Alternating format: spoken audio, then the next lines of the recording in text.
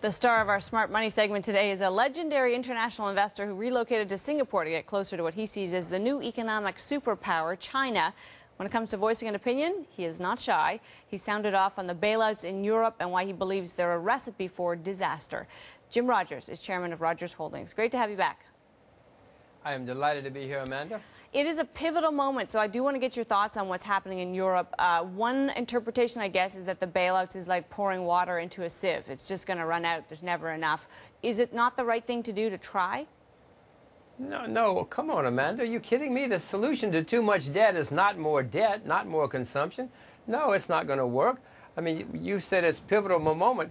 Amanda, we've had pivotal moments every month for the past 3 years.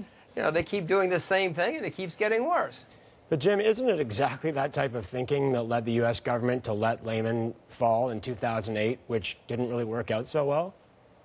No, the best thing they could do is let Lehman fall. It's a good thing they did. If they hadn't let Lehman fall, we'd still be struggling worse and worse and worse. No, letting Lehman fall was a good thing, if you ask me. So let's take this in terms of what might happen next. What's your guess of how things unfold, given that there is this inclination to keep trying to shore it up with bailouts here and there? What happens in Europe now?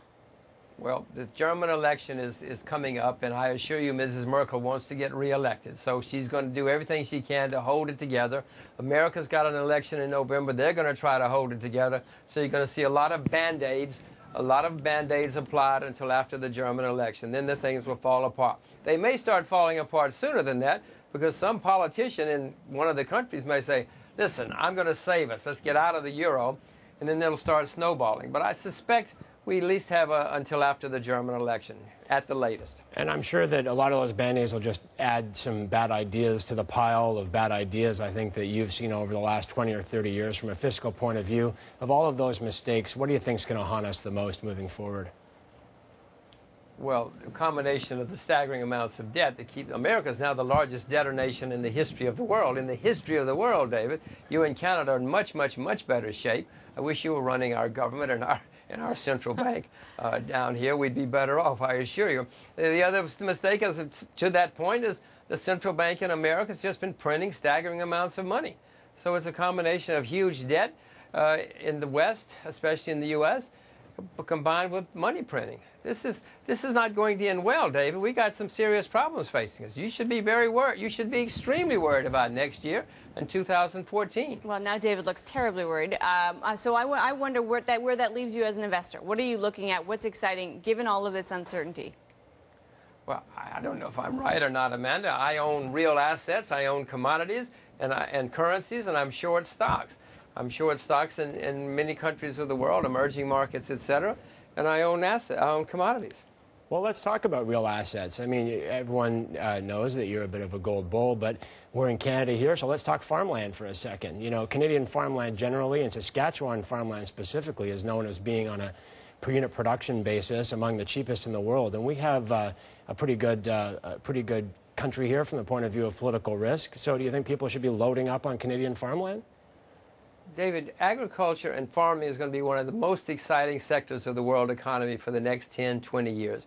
You and Amanda should go and learn how to drive tractors because farmers are going to really be rich in the next. Farming has been a disaster for 30 years. It's about to be extremely exciting. Wall Street, the City of London, finance is going to be a backwater. Go learn to drive a tractor. Hey, why do you assume we don't know how to drive a tractor already? Good for you, Amanda. Listen, I know you're bullish on China. Obviously, you're clear on that. You buy Chinese stocks. Is that something that only a super sophisticated investor can do, or is that something that's accessible to the general public? Well, it's very accessible to the general public. I mean, several hundred, 200 or 300 trade in the United States in the NASDAQ market. So just that alone is pretty accessible. Many trade in Hong Kong. Many trade in Europe. No, it's very accessible. I mean, some of them only trade in China, but otherwise they're accessible. But Amanda, please don't invest in China unless you know what you're doing. Another way to invest in China is to buy commodities because the Chinese have to buy commodities. Amanda, if you have cotton or you have nickel, they will take you to dinner, they will pay for dinner, they will pay you on time. They have to buy nickel because they don't have any.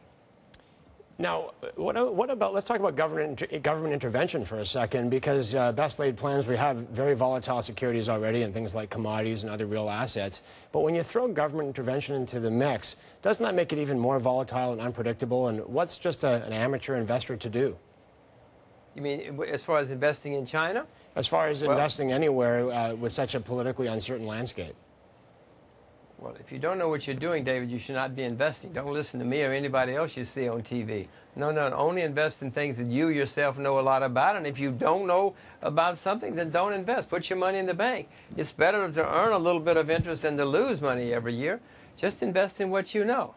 I told you what I'm doing with my money, but people shouldn't listen to me. They should do what they know. Well, we like to know what you think, though, because you've done pretty well here. I know you see the Chinese economy really transcending America's, and obviously America's a bit of a basket case.